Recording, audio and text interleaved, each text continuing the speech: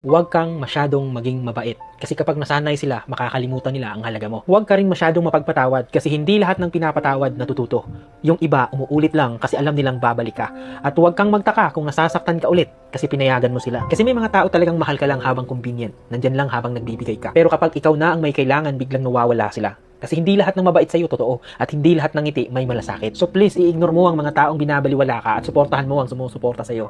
Dalawin mo ang dumadalaw sa'yo, hindi yung ikaw lagi ang gumagawa ng paraan. Kasi guys, napakaikli ng buhay para ipilit ang sarili sa mga taong ayaw naman makisama. Hindi mo kailangang isiksik yung sarili mo sa lahat ng tao. Kaya po, hindi kailangang isiksik lahat ng tao dito sa puso mo. Kasi hindi po talaga lahat ng tao totoo. Kaya tandaan, huwag mong ibigay ang lahat sa mga taong walang binabalik. So please, ilagay mo ang tao kung saan sila nababagay. May para sa puso mo, may para sa distansya, at may para na lang sa alaala. Hindi ka nagiging masama ha kapag natuto kang pumili ng mga taong dinadala mo, pinapapasok mo sa buhay mo. Natuto ka lang, nagiging matalino ka lang kasi minsan kang sinira ng mga taong marunong lang